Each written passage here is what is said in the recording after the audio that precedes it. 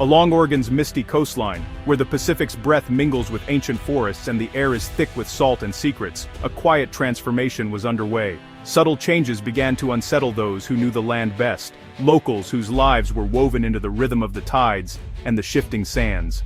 Fishermen whose eyes were trained by years at sea noticed tides behaving oddly, the water pulling back at strange hours, rocky outcrops seeming just a bit higher than memory served. At first, these were dismissed as quirks of memory or the sea's notorious unpredictability, just another story to share over coffee or at the docks. But the unease grew, spreading through coastal towns like a chill wind, as more people began to notice the same strange patterns. Scientists at Oregon State University started to listen, reviewing tidal data for answers, their curiosity turning to concern as the anomalies multiplied. Amid the noise of daily life, they found a faint, persistent signal, one almost lost in the background, but undeniable. The land was rising, almost imperceptibly, but steadily. This wasn't a local anomaly, it was the entire coastline, shifting upward, in a slow, silent motion that defied easy explanation. The evidence mounted, geological surveys, sensitive instruments, and decades of data all pointed to a vast force at work beneath the earth, a force that had been building for generations. Offshore, ocean buoys detected strange plumes and slight temperature increases, signs of something stirring deep below, something that could not be seen but was impossible to ignore.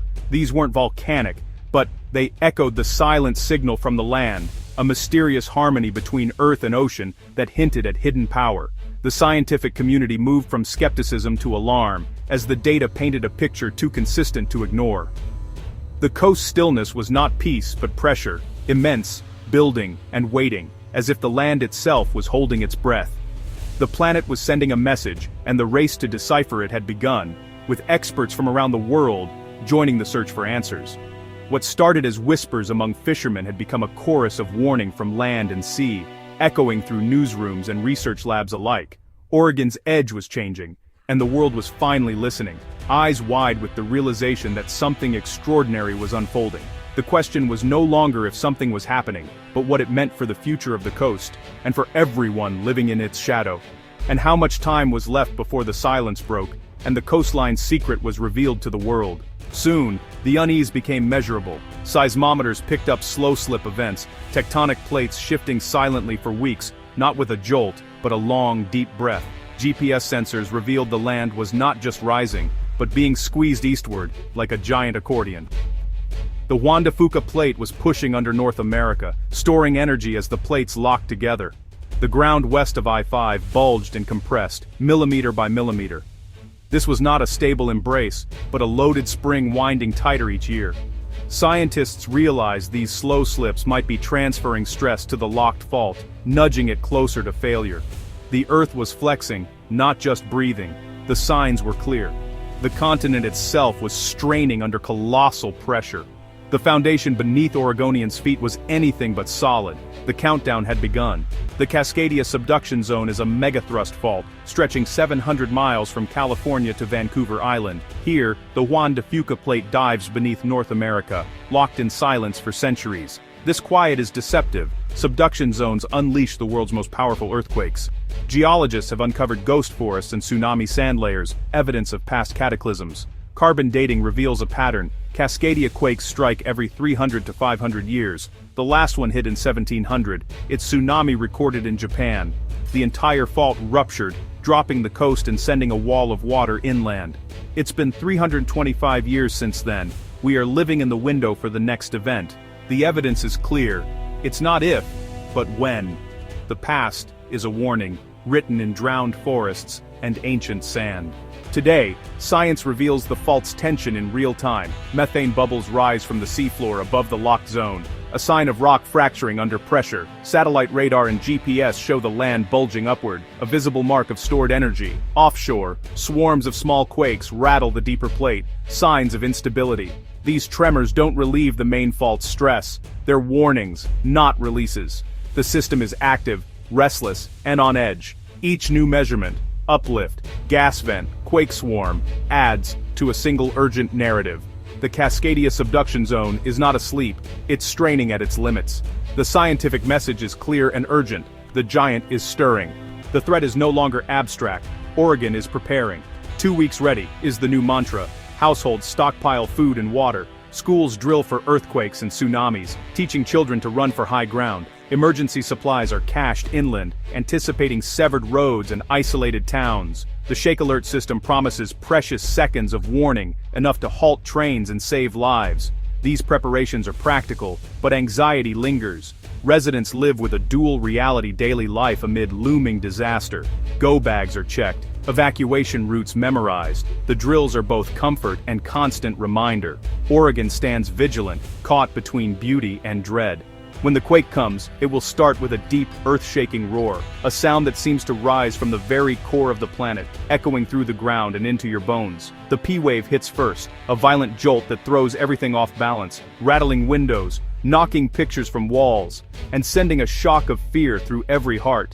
Then come the rolling S-waves, undulating beneath your feet, turning solid ground to liquid, making the earth itself seem to ripple and flow.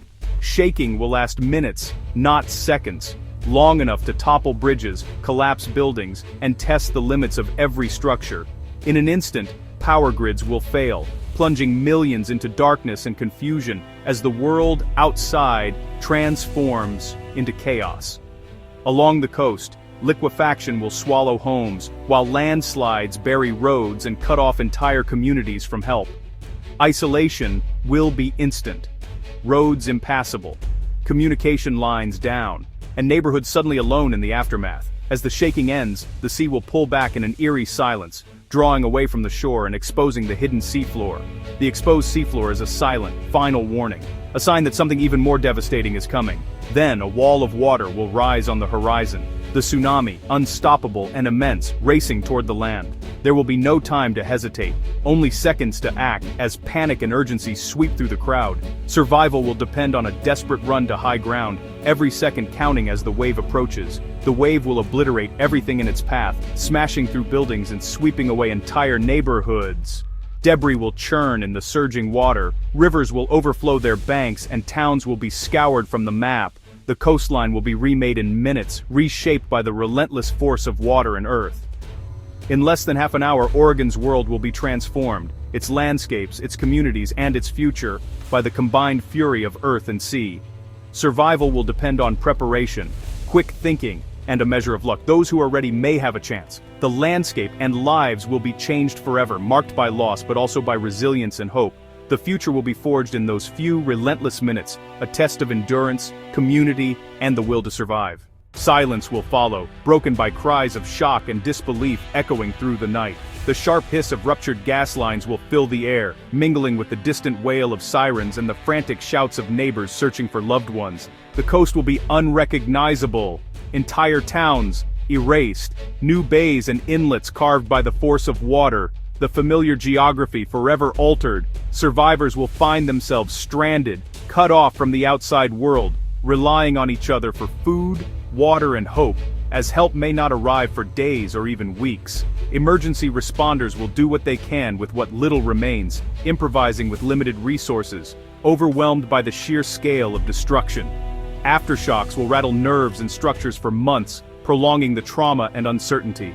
The land itself will continue to shift, redrawing rivers and inlets, disrupting ecosystems, and reshaping the coastline. Recovery will take generations. Some towns may never return, their memories fading into the overgrown ruins. The economic toll will be immense, ports destroyed, industries crippled, livelihoods lost. Yet from devastation and loss, a new Oregon will slowly emerge, rebuilt by the determination and resilience of its people. The scars, on the land and in the hearts of survivors, will run deep, but so will the lessons learned as communities come together to rebuild, prepare, and support one another. The day after will mark the start of a new reality, a time of both mourning and hope. The coast story will be rewritten by the relentless forces of nature and by those who endure, determined to shape a future from the fragments of the past.